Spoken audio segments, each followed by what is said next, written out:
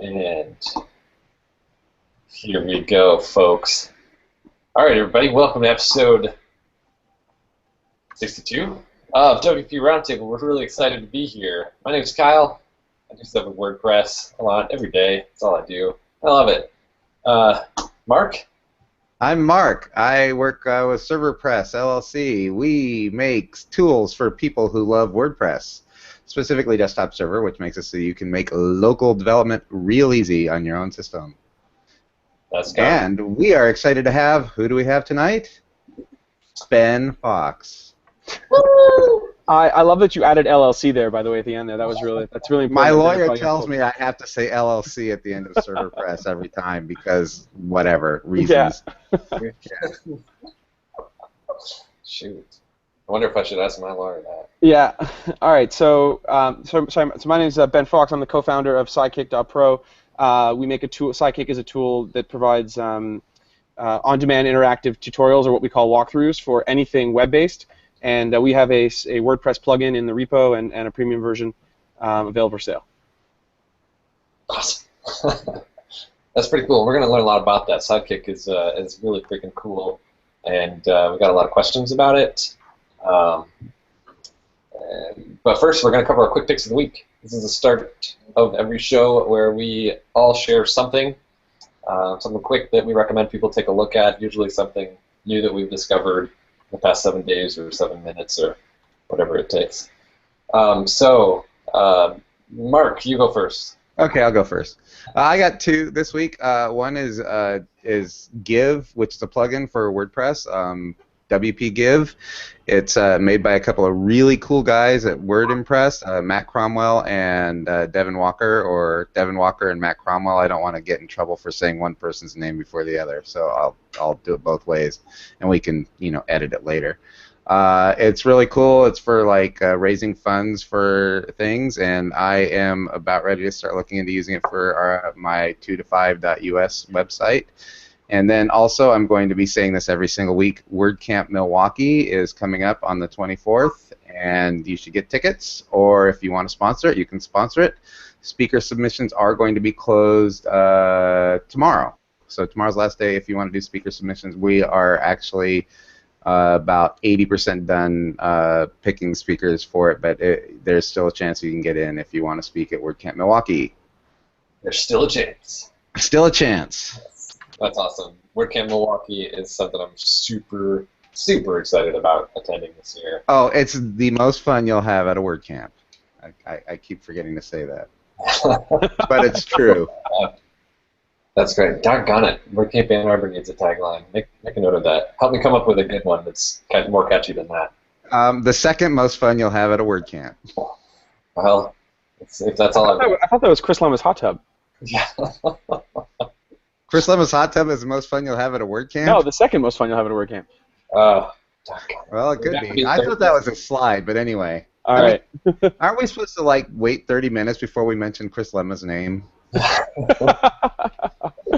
After eating, that's a good rule. I'll keep that in mind. Yeah. Rules. I don't know. I think that was debunked under the question. But anyways, we've got my quick picks of the week. Some great loyal listeners of the show suggested a couple cool things for me. Oscar Gonzalez suggested a tutorial about how to use Tweetwheel to get blog traffic. Looks like a pretty darn cool article, a cool plugin I'm learning more about. And Nick V, former guest on the show, super cool young developer, suggested a cool new plugin called Digest. WordPress.org/plugin/digest. Links to both of these on the event page for this, and will eventually be in the show notes for this program. Ben, do you have a quick pick? Yeah, I've got two. The first is this really cool. So we've been looking for a dashboard theme for a while, something responsive, something we can that looks really good, and we finally found one, and it's only $18. It's on a marketplace called wrapbootstrap.com, and the theme is called Inspenia, INSPINIA, and it's got about 12,500 downloads. It's pretty amazing, and we're looking forward to using this, and you guys should all take a look. Anyone that's building, it's a full Bootstrap theme, so you can. It comes in like 5 different flavors: Angular, Bootstrap, bunch of stuff that I don't understand, and a huge value at $18. And the other pick of the week I'll mention is my wife's website is designherco.com. It's a Toronto-based craft. I call it advanced arts and crafts. She's gonna kill me. It's DIY fashion and whatnot, and I'm really proud of her. She's done an amazing job there. They do camps and classes, and they have kits that they sell. And so designherco.com, or we call it designerco.com. Sweet. We're going to make sure links to that stuff go in the event page as well, so we don't have to read off long URLs or make people search for anything. That's just, Heaven forbid. Yeah. All right. So we've got all that nonsense behind us. Let's learn more about Ben Fox. That's what we want to do. That's what our viewers, our many, many loyal viewers, want. That's why they're tuning in right now. So let's learn a little bit more about you, Ben. Do you mind? You don't have to give us the whole ancient history and everything like that, but get our viewers caught up. For those of us who maybe have not listened to many interviews, you talking about your past, kind of talk a little bit about the short version of how you got to where you are today. What did you set out to do, and how did you end up running Sidekick? Yeah, so the short version of how I got to where I am today. Well, I'm the third of 4 kids, so I'm by default the loudest. That's where So, I've always been entrepreneurial. I was, my parents were very clear I had to have a job, so I could be flipping burgers, or I could. I was a lifeguard for a while, and then that got boring, and so my friend and I grabbed a ladder and started walking around the neighborhood at 16 and said, "Hey, we'll wash windows." No insurance. We had literally a bucket and a ladder. And went from there, and we had a couple little businesses, and they went well, and some didn't go so well. I don't have a university degree. I dropped out of university after a year and a half. It just didn't work for me, and started a business, ironically, and finished school because my mother's an educator. My family, there's a bunch of educators in my family, and education is hugely important. So I went to what I guess in the U.S. would be considered community college, and got my diploma in marketing, and promptly put it in a drawer and never looked at it again. So I did experiential marketing. So my career kind of started with me standing outside of Best Buy on what would be American Black Friday or our Boxing Day with a bullhorn and giving out chocolate bars. And from there, just clawed my way through the agency world to at some point I got up to client manager, and I was managing a bunch of liquor brands, and that was fun. But I realized that that I was just never. I mean, the graph at an agency is like if you're not at or near the top, then you're kind of limited. You're either going to be in sales, or your salary and your upward mobility is incredibly limited. So I realized this just before they fired me. And no, well, I got poached from one agency to another, and then the agency I went to work for was a huge corporate agency, and it didn't work. So after 3 months, they just summarily said, just get out. I mean, it wasn't even polite. It was, we don't like you, you don't fit here, go. And that was a huge, that was crushing. For those of you that have ever been let go from a job like that, I'd never been fired before from a real job, and so that was a little nuts. And didn't know what I was going to do with myself. Ended up at a tech meetup. In downtown Toronto. We have a huge tech scene here, and went to a tech meetup with a friend of mine that was free beer, and I overheard 2 guys talking about how they needed to build a website, and they were going to send it over to India and have it built overseas in India with at the time it was called Odesk, now it's called Upwork. And I said, don't do that. I can build you a website. And without asking them what the specs were, I said, how much are you going to spend? And they said $300. And I was like, oh, okay, cool. And went home and typed in, how do I build a website? I'm not kidding. And WP Beginner popped up. And so thank you, Syed. And that's how I built my first WordPress. I ended up with WordPress, and I made $300. I think I charged, and at the end of the day, it was 42 cents an hour. And so that's what I ended up with. And from that's how I got started in WordPress, and started going to more tech meetups and meeting more people, and got referred over, and promptly raised my rates. Started listening to people talk about how to charge as a freelancer, and getting some confidence. And I got my own office because I realized I couldn't work. I was getting nothing done at home. And so Dara threw me out, and she said, you got to get an office. So I went and worked out of a social space, and that's where I met Bart. And we were so my business partner Bart had his own agency, very successful. He was doing well. and Bart's the code's heavy developer side, and we just sort of had natural, he's a strong developer who really hated the business side, and I'm good with business and marketing and talking to people, and I really don't understand code at all. And whereas Bart looks at a TV screen and sees like the Matrix. It's pretty crazy. So we got to talking one night, and we were complaining about how our customers, our clients, were just not listening to the videos, or watching the videos we were making, or reading the documentation that we were creating, and instead they would just call or email us, and there had to be a better way to do this. There had to be a better mousetrap. And over a few beers at the Center for Social Innovation in Toronto, Bart said, I wish I could just plug my brain into a USB port, download it into a customer's computer, and walk away, because I never want to talk to them again. And I said, can you build that? And 2 weeks later, we had what the time was WP University. And this is the very short version, but basically I said to him, if I can write a business plan and get us into an incubator, will you come work with me? And in the span of 4 months, I basically met him, came up with the idea, wrote a business plan, was accepted into an incubator, and all of a sudden I had a 50-50 partner. And we haven't looked back. I mean, it's been an amazing ride. So that's kind of how Sidekick. And then we pivoted to Sidekick about a year ago because we realized that we had something far bigger than just WordPress. But that's how we came to be. Man, that's a crazy ride. It's been a ride. Yeah, if that's the short version, man. That's the short. Wow. Well, Marc told me to talk. I don't know. But you said that was the short version. That is the short version. No, it's awesome. It's fantastic, and I don't mean to put it the wrong way, like it isn't interesting, but I've listened to many interviews with you before, and I feel like it's somewhat of a familiar story, and recommend that any viewers who want greater detail go ahead and look up Ben Fox. He's been interviewed on other shows a number of times and gone into greater detail on some of those things. We're not the only interview show in town. Oh, we're not. I'd love to come up with a new story every time. I'm just told that's not legal.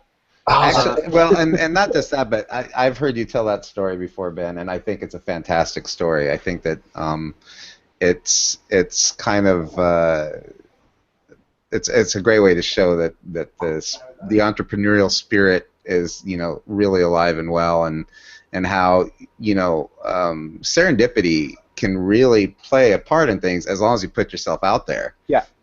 And you're definitely proof of that. If you hadn't kind of ended up at that tech meetup, who knows what, you might still be wallowing in your marketing, Yeah, well, I wouldn't call it wallowing. I enjoyed it, but it was in your agency work, or whatever. Yeah. So, it's pretty cool. There's a lot to go through there that I would love to talk about. Sure. I almost don't even know where to start, but I'm curious about a whole bunch of things. I love the talk about the software that you guys make, or the agency. You still do agency work, as I understand it. Yeah, we're still. We've recently, so we're now at about 60-40. So Sidekick is about 60% of the revenue, and FlowPress, which is our agency, which is for the love of WordPress, is about 40% of our revenue, which is great. It used to be 80-20 agency Sidekick, and it's really taken off. But yeah, we still do agency work. We have a full-time WordPress developer. Actually, Bart's little brother, who's an incredibly talented guy, Mario, does quite a bit of our WordPress work, and we're really proud to have him. That's pretty cool. So those are both things that I'd love to talk about. I love the discussion about running an agency and doing client work. Sure. And the dynamic, definitely, of introducing a product into the mix of an agency is something that so many people are experiencing right now. When I talk to a lot of other people who run agencies, or people who coach in WordPress, or veterans in the space, or other people running shows of this nature, a lot of questions that come up for discussion is all around all of us who do client work, who just kind of fantasize about the product world, and the grass is always greener. Yeah, always. But it's something that some people have great success at, but many of us try and don't. And it's such an interesting thing in your case, I think it's fascinating because it's so close to this split. It's not like a little bit of client work, a lot of product. It's like you said 60-40. That's a really close split between the business, two different businesses. Well, when we started Sidekick, we said that the agency would only live as long as we needed it, and as soon as Sidekick was self-sustaining, the agency was gone. I mean, we love building websites. I love people that build websites, but this will be my 12th or 13th year in the agency world, and it's enough. I mean, I love clients. I love doing it, but it's time to try something new and go get onto a new adventure and put all of our time and headspace into some really cool product ideas that we have. And speaking from experience, the product grass really is greener. I'll tell you that right now. Thanks. Thanks, Mark. Thanks. That's good. Yeah, you're learning it too, Ben. You're gonna, you're learning it. But it definitely, having come from the client work agency kind of world to the product world, I definitely can tell you it's a totally different world, but it's a lot. I personally prefer it, and can see what the appeal is to others as well. Sure. So. Yeah. At the end of the day, clients are clients. That's right. At the end of the day, they're paying the bills, and what they need and want is paramount, and providing value, whether that's building a website or building a product or a widget or whatever it is you're doing, you need to be providing more value than you're sucking back in costs, in charges.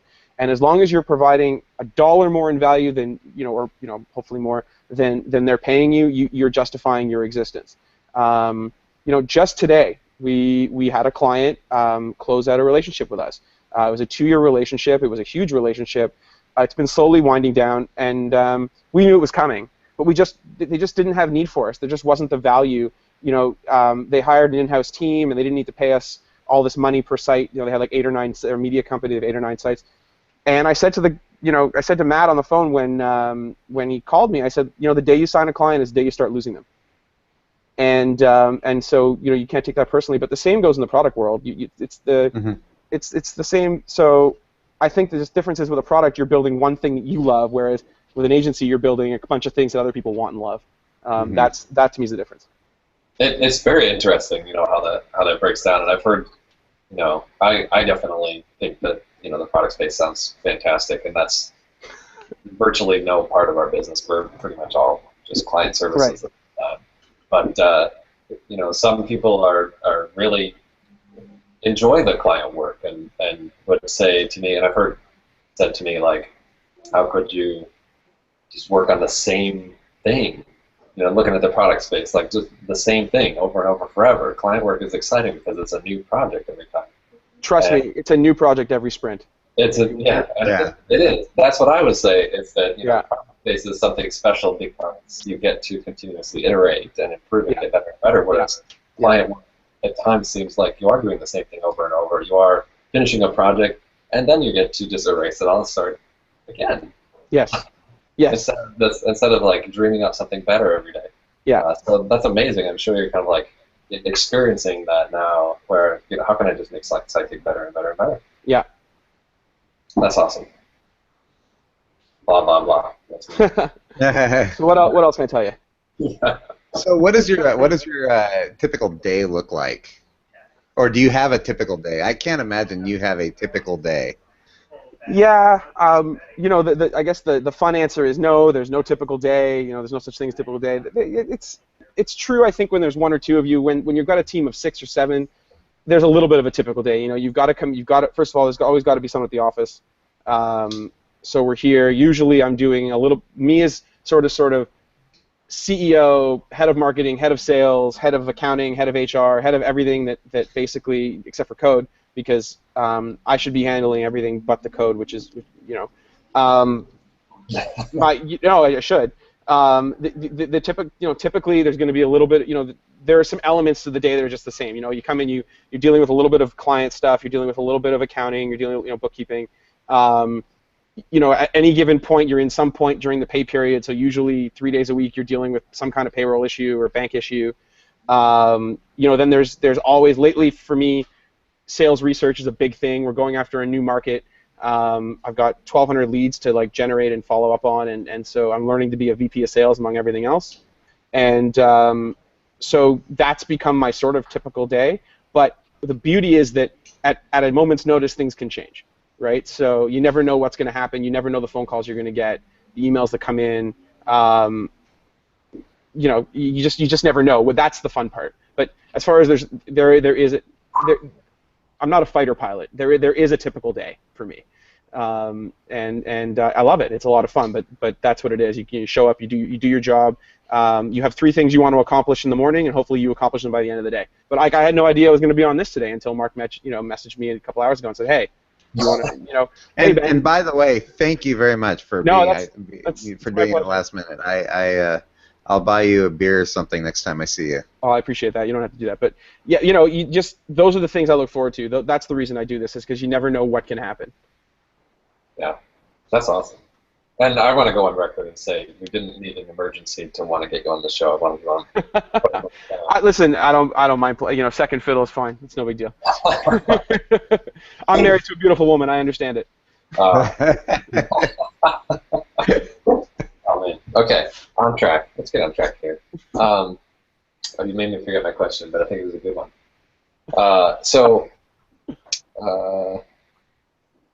Yeah, I totally forgot my question. Uh-oh. Yeah, what was I going to ask you about?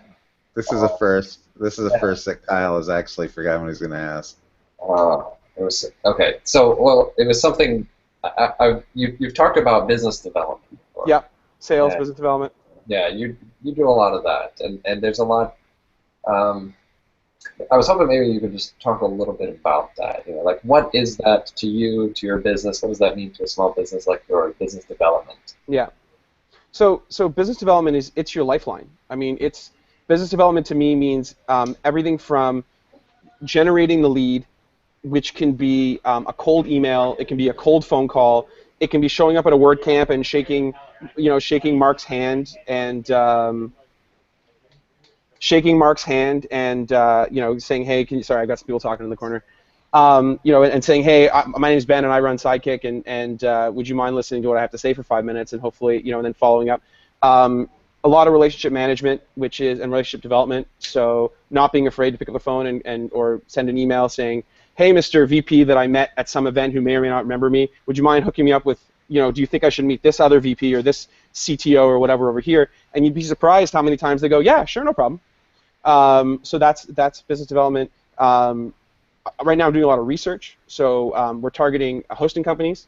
So I've got a list of 1,200 companies that I've got to research, and I don't want to go pay someone to do that. I want to learn my market, really get a really in-depth feel. So I'm literally visiting, every single one of these companies' websites and taking down notes. Do they sell this? Do they sell shared hosting? Do they do, what do they think their pain points are? What are their support documents like?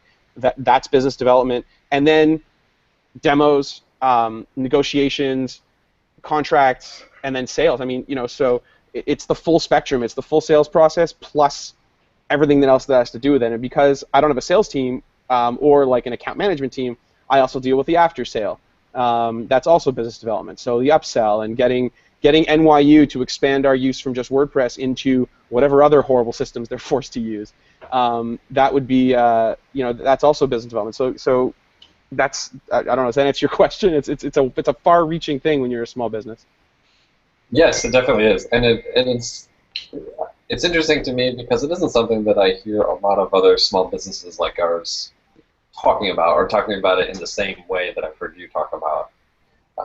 You're kind of like the face of your company as far as I can tell, and very proactive, and being visible is not the hermit sitting at home and getting work done by any means. And by the way, there's nothing wrong with that. There's nothing wrong with being a single, introvert. Lots of, the introvert or the entrepreneur and doing that. That's an awesome. It's just not my style, but it works for a lot of people. Oh, certainly it does, and that's a role to play. There are other people in your business who aren't doing the business development, and they're critical to your success. So that would be the thing to, I don't know, maybe talk a little bit about is how you've discovered that this is extremely important to your business, that you're the right person to play this role, and these are the tricks that really accelerate your growth. So I'm curious a little bit about some of the strategies that you've taken, some of the opportunities that you've been able to take advantage of and come across while doing some business development? Sure. So, you know, some things happen through good fortune, and some things happen. Some things appear to happen through good fortune, but you know, the harder we work, the luckier we get. I think is our motto. We're very fortunate to have the WordPress community and to have guys like Chris Lemma and that can be our cheering squad. But and we wouldn't have had the introductions to say Jeff King at GoDaddy or Brian Kuhn at Media Temple or the guys over at, for example, Mojo Marketplace. Like, I would never have met JR if it wasn't for the community. But it's taking advantage of those opportunities that's the trick. It's, you fly down to Pressnomics, for example. Great conference, by the way. Everyone should go if you're in WordPress and the business side of it. You can fly down there and you can sit for 3 full days and listen to all those awesome talks, and you can come away with just some great knowledge. Or you can step out into the hallway and you can say, I'm going to talk to that person, and I'm going to talk to that person. And it can be terrifying, but you will see exponential value when you do that, I promise you. And when you start those relationships and you start from a genuine point, like, hey, Mark, you make desktop servers, ServerPress is awesome. Where's 4.0? And you start you start the conversation that way.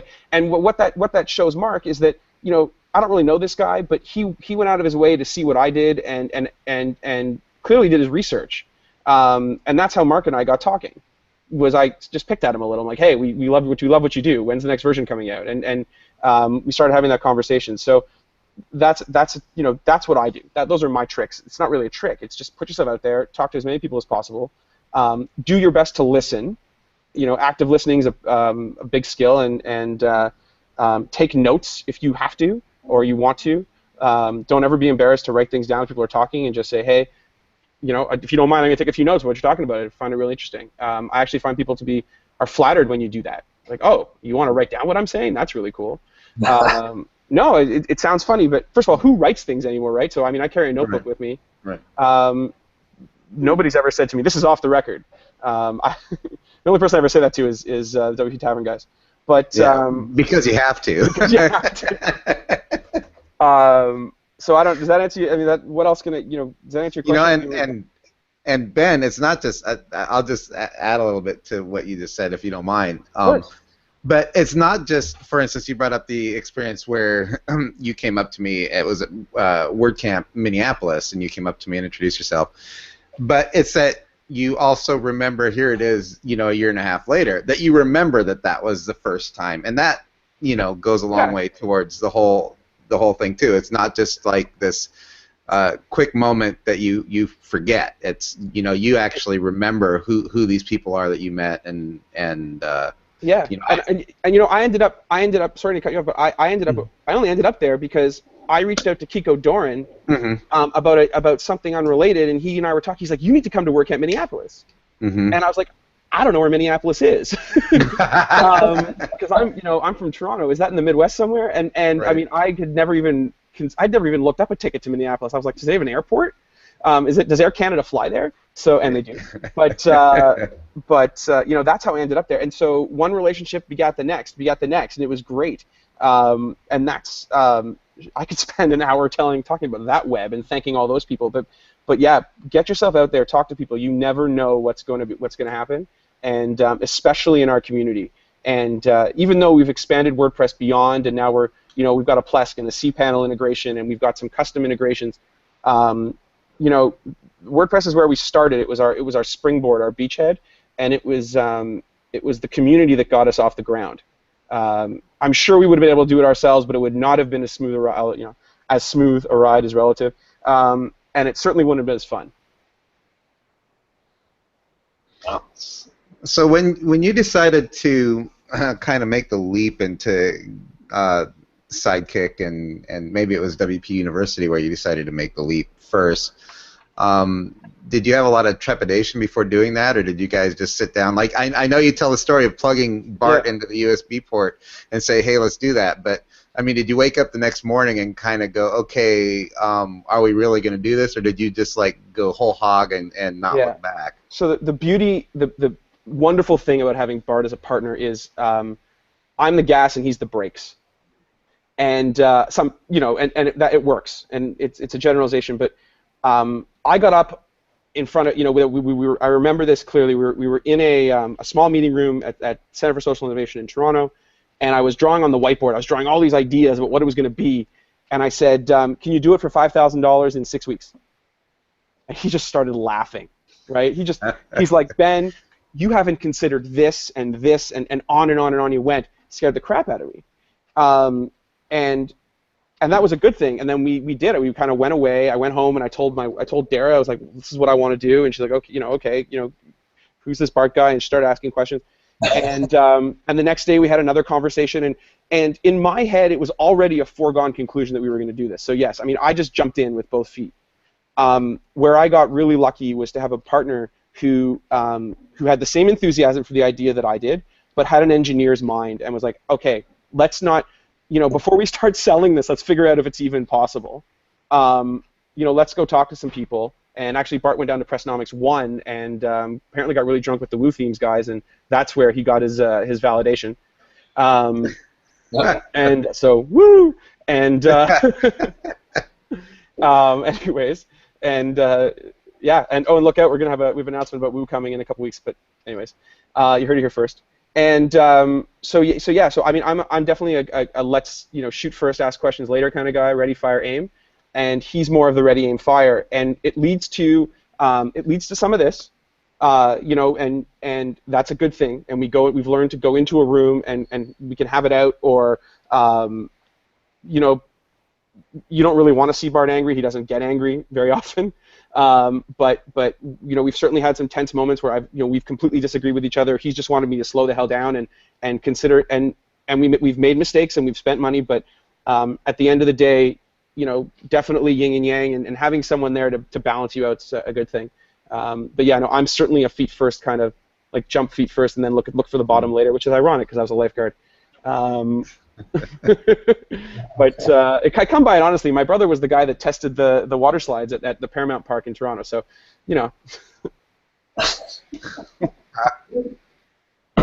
Wow.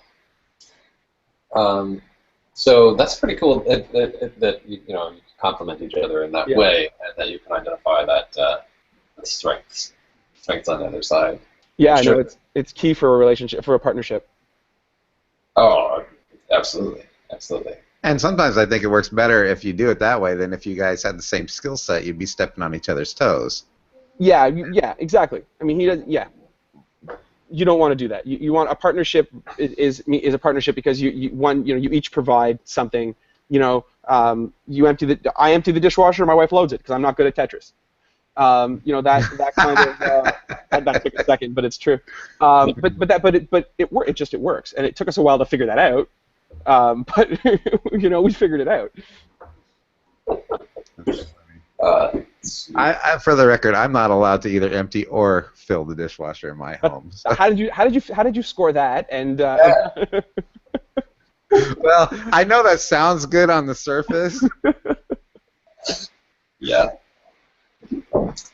Anyway, this is about you, Ben. Yeah, sure. What other questions you got for me? Sure. I think a lot of what you guys are doing is fascinating. Really cool.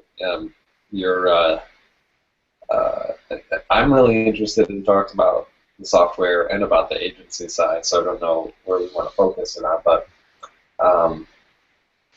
maybe what kind of client work are you guys still doing right now? Do you guys have any specialties or any cool projects that you get to do, or anything that anybody who's got this kind of project generally gets referred to us, or just anything like that to kind of typify the work done by FlowPress?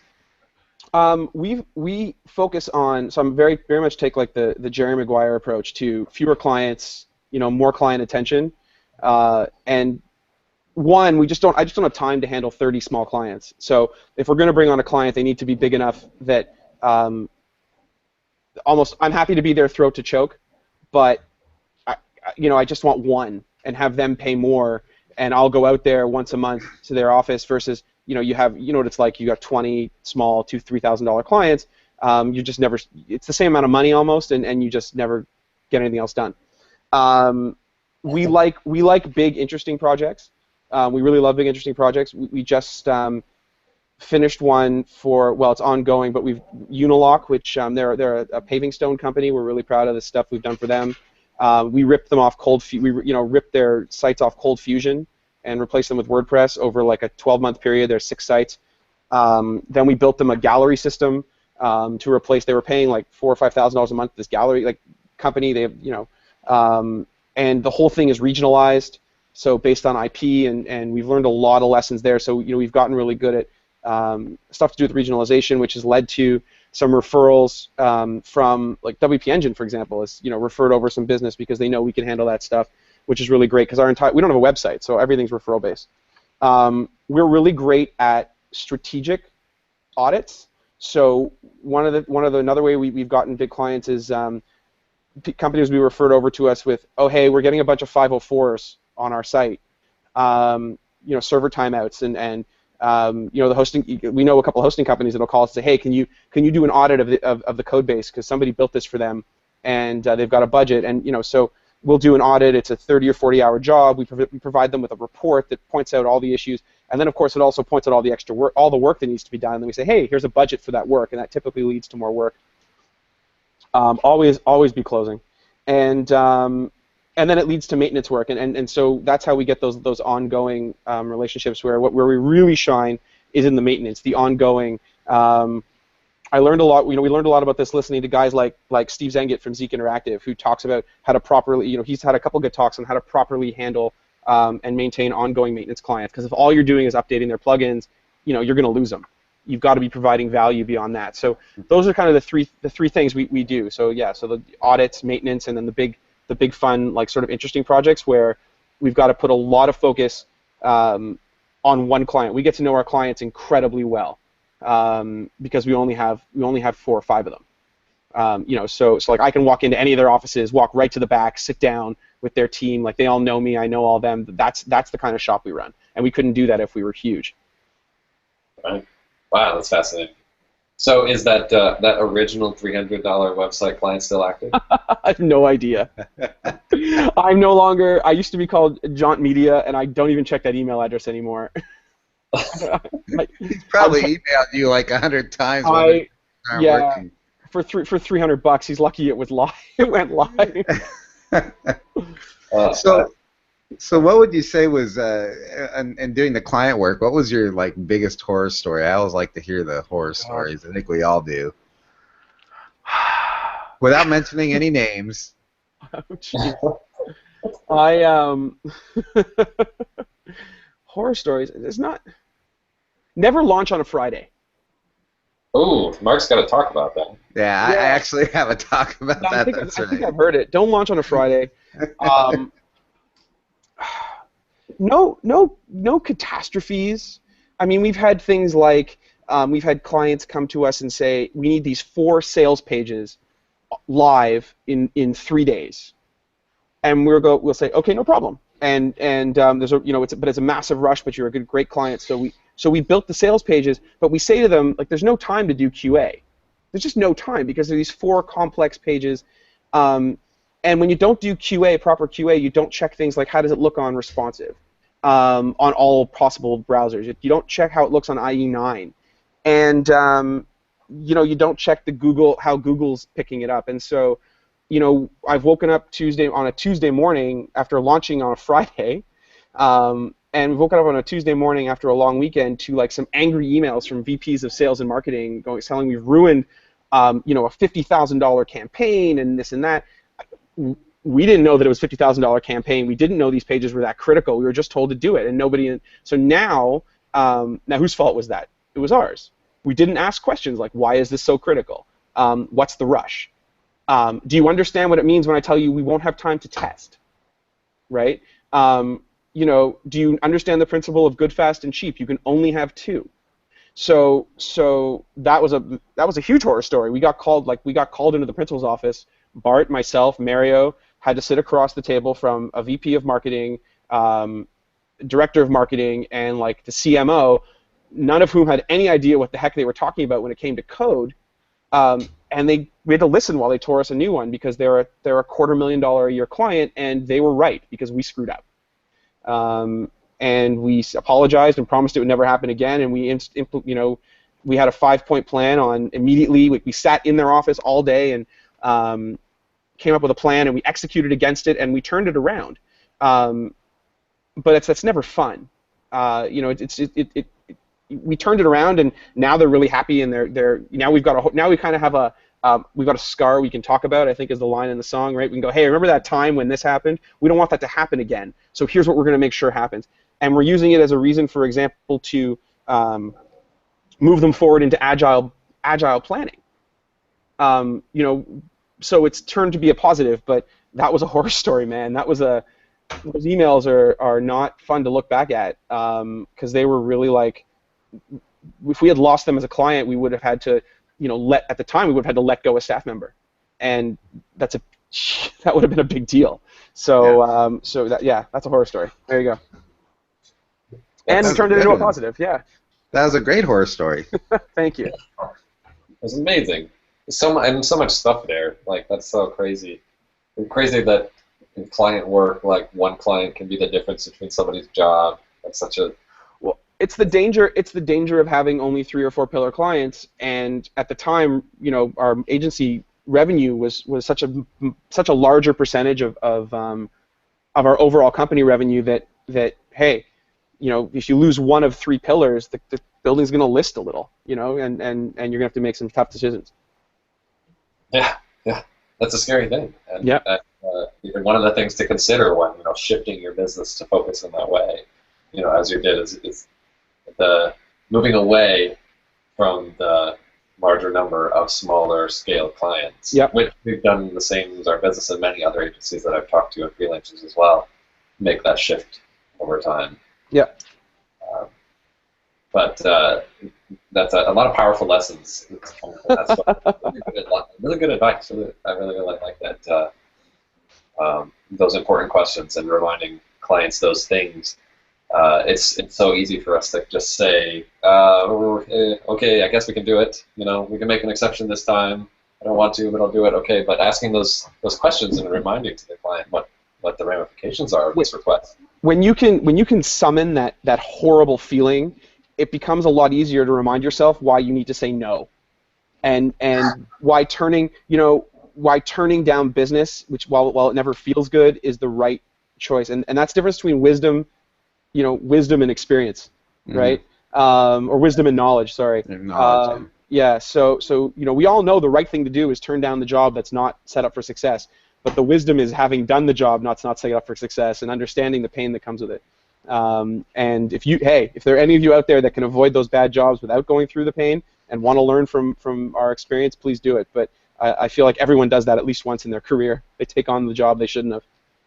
Oh, I'm sure. There are so many decisions that I make today influenced by that time. I can think about being on a very anticipated vacation with my wife that I ended up working late into the night on some client that. Horrible experiences that make you just question all the choices that you've made. The career. The ones that require a lot of drinking to get, yeah, okay. Moving on. I'm gonna start crying. Yeah. Let's talk about some more positive things. Yeah. So what's kind of the future look like? Where you say it sounds like the scale is tipping for your business a little bit more, and product is becoming a bigger deal. You say that my work isn't going to be a thing for you guys if Sidekick grows to a certain scale. Yep. Can you talk a little bit about kind of like what trajectory do you see yourself on, and how are you taking steps to kind of improve it? Yeah. So we've got another product in the hopper. And we're really excited about it. We're going to have a minimum viable product very, very soon. We're testing it internally, and it's small. I mean, it's just something we're working on the side when we have extra cycles, which is rare, but we're really excited about it. So we were already working on the next. We're already talking about the next. So that's where we're going. We really see ourselves, keeping the product thing going. Whether we grow to 15 or 20 people or stay 6 or 10 is really going to depend on how we can scale when we start growing. We don't know what's possible. We have a theory about what's possible when it comes to managing a number of walkthroughs for a number of clients, and we figure we can have X staff. We have all these estimates, but you never really know till you get into it. So as far as that goes, we will grow to a size suitable for to take on the number of clients we want to take on, and that's big and scary and a lot of fun at the same time. So I think the future for Bart and I think really is in the product space. That's what we love, and the agency work will kind of always be there. I mean, there's always going to be a need to step in. We've established ourselves as we've got great references, and if we really need to, we'll fall back on it. Not to be arrogant, but you get to a point where you're like, okay, I don't have to worry about the next client coming in. I may not always want to deal with the client that comes in, but there'll be a client there at some point. And we want to get away from that safety net. We really want to plunge into product. We really love it. So that's where we see. I think that's where I see us going over the next 18 months, 2 years, moving into. Beyond that, I mean, anyone that tells you they've got a 5-year plan hasn't been an entrepreneur long enough. Especially in the tech space. Especially in the tech space. Yeah. Who knows? I mean, we could all be Uber drivers in a year. So I don't know, but just not in France.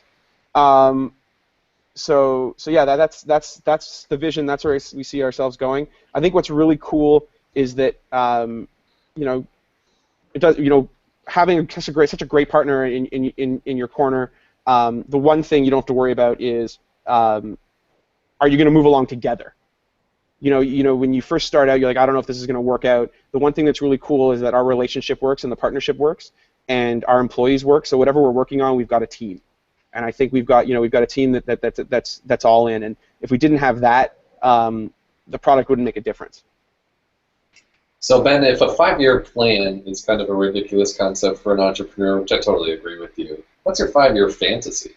First of all, a 5-year plan isn't a ridiculous concept. I think a 5-year business plan, when you've only been in business for a year, is a ridiculous concept. You can have a 5-year plan. You can say that I want to travel to 50 countries in 5 years. That's really cool. I've seen people do that. My 5-year fantasy, somebody. If Sidekick blowing up to the point that quite literally we can sit on a beach in Bali and run the company from there for part of the year, that would be phenomenal. And you joke, but I would love to work from a treehouse. How do we get there? How do we do that? How do I travel to 50 countries in 20 years? I think we talk a lot about stuff, and we worry a lot about stuff we can buy and all this, and it's true. I mean, I want a Tesla, and that's great, but we're learning that it's more about experiences, especially having two entrepreneurs. My wife and I both being entrepreneurs, we had the knowledge that time together was really important. Now we have the wisdom to understand that, even the 45 minutes before she leaves for work, it's important that I'm up and we're doing things together, because you want to have time together before you go to the office, before you go to your second home. So my 5-year fantasy is finding a way to have more of that, and being at the same time being stable and not having to worry about where's the next paycheck coming from. Speaking of tree houses, didn't you honeymoon in a tree house or something like that? Wasn't there some sort of a tree house involved with something like that? Our very first trip together, we went to Costa Rica and we stayed at the something called the Treehouse Hotel, which you should do. It's amazing, and you literally live in a treehouse. The wind blows and it sways, but it's modern. There's running water, and the shower is outdoor but up high in a tree. So it's hard to describe. It's a lot of fun, and you should do it. They book up really early though, so you need to. Did you shower with the monkeys or anything like that? That's a kind of a personal question, isn't it, Mark? Before the show, you asked me if there was anything, if there was a line. I think you just hit it. Yeah. Only because you would take that as a double entendre. I meant it literally. No, we didn't shower with the monkeys. We did see some though. Well, that's I like your answer too, Ben. That's a good answer. Thank you. So what's like the somewhat more immediate future look like for you? In particular, I want to know what kind of events are you going to be attending over the course of the next year? Where can people like bump into Ben Fox? Yeah, so I'm definitely going to Hosting Con, which is at the end of July in San Diego. So that's going to be a lot of fun. It's 3 days, and I'm going to go walk the floor there. We're really excited about that because it's our first time that we're going to have kind of our Plesk and cPanel integrations ready to go. And we're working with Plesk to be part of their demo down there, and that's going to be really cool. I'm going to be at WordCamp Las Vegas. That's a given. Those tickets are booked. And then I'm going to be at Cobble Press, although I think that's very much sold out and there's like a waiting list. That's a Chris Lemma Presents kind of event. Right. But that's awesome. Looking forward to that. And then, WordCamp Toronto is a no-brainer, and everybody should come to WordCamp Toronto. That's in October, because who doesn't want to come to Toronto in October? Right. But isn't that a month earlier than last year? Yes, it's a month earlier, but October in Toronto is only slightly better than November in Toronto. But you should come because it's WordCamp and it's a lot of fun. And Toronto's an unbelievable city, and everybody should visit. And Americans, your dollar goes 30% further here right now. So they go practically Toronto. paid me to be in Toronto. Yeah, that's right. Great. And our mayor doesn't do crack anymore, or we have a new mayor, so it's not as fun. But there you go. Yeah, that's my immediate future. I'm sure there'll be other WordCamps. I'm going to try and make it down to Milwaukee. I'm going to try and make it to. We haven't done a lot of traveling this mid part of the year, just for budgetary reasons. But we're trying to now that things have opened up a bit better. I think we've closed a few things, so we're planning a lot more travel near the back half of the year, the beginning of next year. Hopefully, we'll be at WDS, which is another hosting conference in 2016 in Europe. I love WordCamps, and I'm going to try and get to a few, but we're really trying to branch out. We're going to go to Pressnomics. We're going to go to I think someone forked WordCamp LA, and they're doing another event there. Like, I'm really loving these non-WordCamp, the idea of the non-WordCamp WordCamp, because they're a lot of fun, and you can go to both, and you get a different experience. So that's where I plan on going. And if I don't know if anyone else, if anyone's interested in just tweet at me and I'll tell you where I'm going to be, and if you want to grab a beer, let's do that. I'm always happy to meet new people. What's your Twitter? At Benjamin E. Fox. Awesome. My full name. Yeah. So what kind of things do you do for fun outside of work then? There's outside of work. I've heard It's 8 o'clock and he's still at the office. It's 8 o'clock and I'm at the office. No, I do this for fun. First of all, I love sitting. We sit on Slack. What do we do for fun? Like yesterday, it was great. My wife and I had the first time in a couple of weeks we had a day off together. We sat and watched. We got caught up on Aquarius on Netflix. That's a lot of fun. We love to go hiking in different spots in Toronto. Toronto's got amazing parks, so the summer's really awesome here. Anytime we get a chance to walk or go outside or go to the cottage, we love, I guess we're kind of like urban hipster. We like to find new coffee shops and go to brunch. Big Settlers of Catan fan. God, I sound boring. But, it's stuff, right? An entrepreneur is someone that will live for 3 years like no one will, so they can live the rest of their life like no one can. And we're certainly holding true to that. We've got to keep our expenses down, and it's if the subway doesn't go there, we don't go there because we don't have a car, and so we try and find. Part of the fun is finding really interesting things we can do that cost very little money, while we're both building our businesses. Hey, that's awesome. Those are the good times that you'll look back on, I'm sure. Yeah.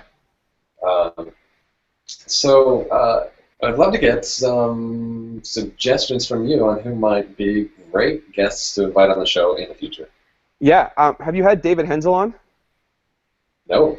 So David Henzel is the founder or co-founder of Max CDN. They are the largest independently owned CDN. They compete with like Amazon. So they're like the fourth largest in the business. And he's hilarious, and he's German. He lives in California, and he has a wealth of entrepreneurial knowledge, and just and he's a lot of fun. So I would certainly get him. He's one. Have you had Zeke on? Have you had Steve Zengit? He's agreed to come on the show, but I haven't been able to coordinate it with him yet. Well, coordinated with him. He just had his birthday yesterday, so happy birthday, Zeke. Yeah. Wasn't it today? Was it today? Oh, it's today. There you go. It's today. Happy birthday, Zeke. He's got to be. He's what, like 26 now? He's yeah. I was surprised to learn that he was actually 45. I thought he was like 35. He does not look a day. He's a machine. Yeah, and he's awesome. You know, he runs a great community out there in Orange County.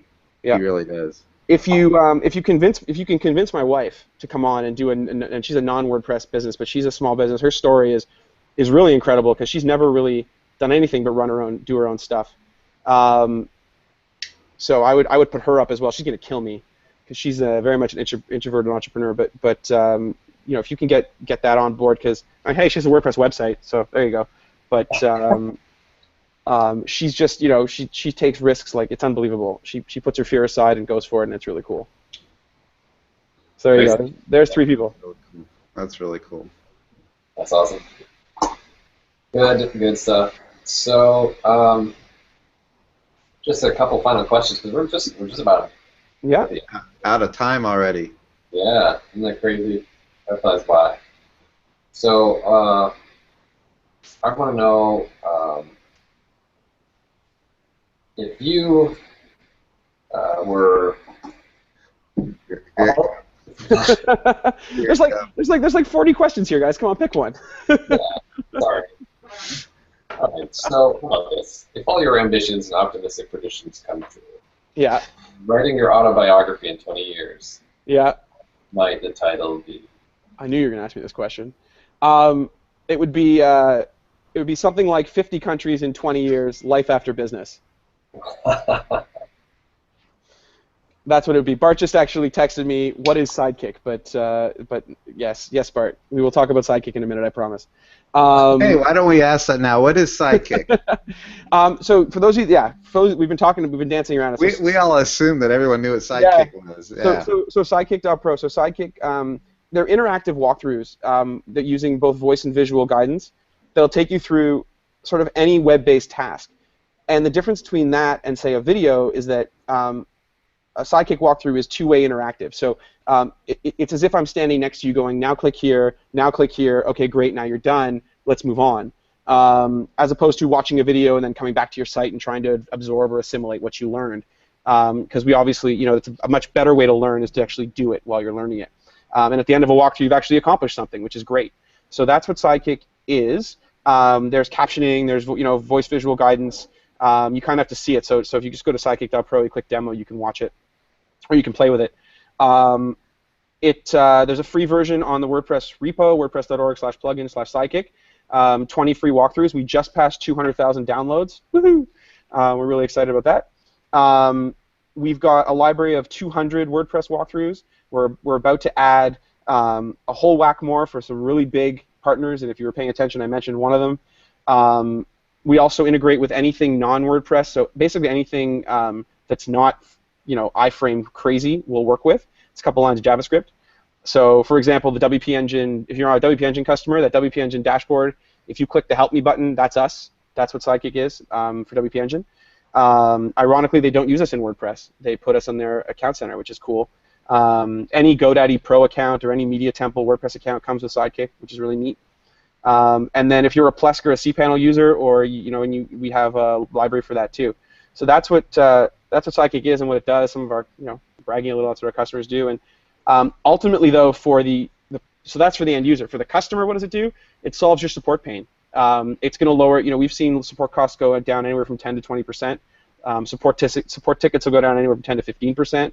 And especially at scale, what's that worth, right? Like Mark, it costs $4 to answer a support ticket for you guys. If I can reduce your support tickets 15%, we're going to save you probably quite a bit of money at Desktop Server. Right. So you guys heard it here first. Desktop Server is going to use Sidekick.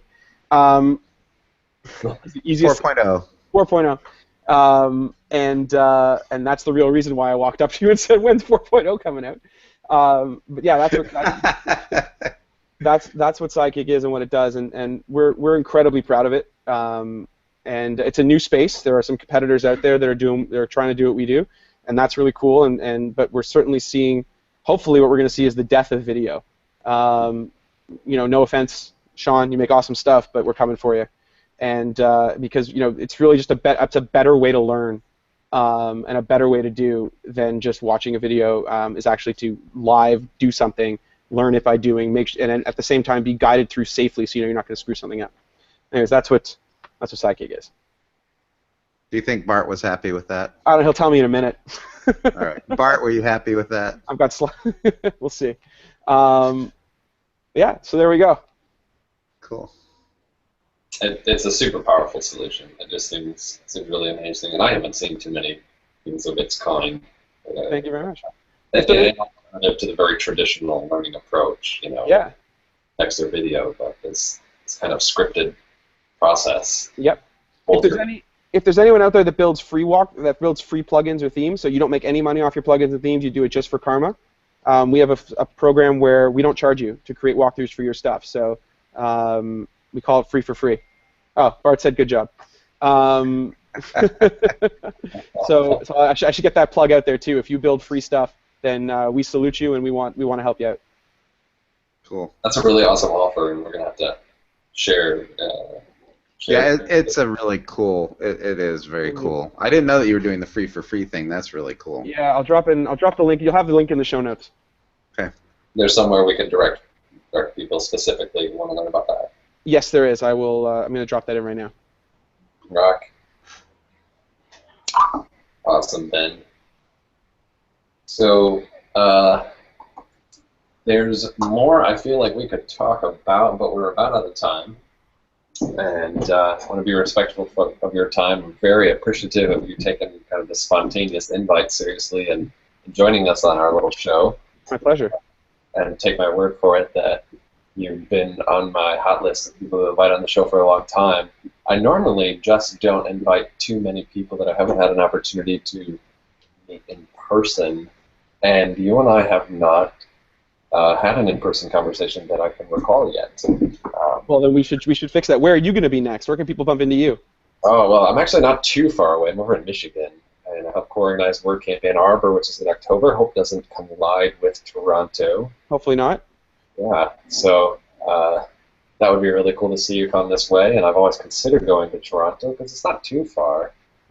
It was a fun WordCamp, and Ben, I will say, Ben really makes a great host there. So we're proud of our city. We love showing it off. The food is amazing. Yeah. The people here are amazing. It's it's a little cold, but if you're from the Northeast, whatever. And we had some amazing barbecue when we were there. Yes, we did. We had some great stuff. Don't tell the team from Texas. Yeah, but come up to Toronto. We'll treat you well. You certainly sell it pretty well. So yes. I'm sure we'll bump into each other. I'm going to be at a lot of events this year. You're coming to Milwaukee, Kyle. So I'm going to Columbus, Milwaukee, PrestigeConf, probably Chicago, Grand Rapids, Ann Arbor. Who knows what else? Wow. Well, there you go. There should be like a passport, like a stamp book and points. Like every 10th WordCamp is free. Yeah. I only go to WordCamps if they're free. Or you get a phone call from Matt Mullenweg on your 50th WordCamp, like congratulations, frequent flyer points. Kind of thing. It would be an automated call. That's great. Oh man. Okay. Well, Ben, we're super grateful. Like I said, super cool to take time just out of the blue to join us and just fill us in with all this cool knowledge and info about Sidekick. And I do apologize for kind of glazing over that. I have a bad habit of assuming too much knowledge of our viewers.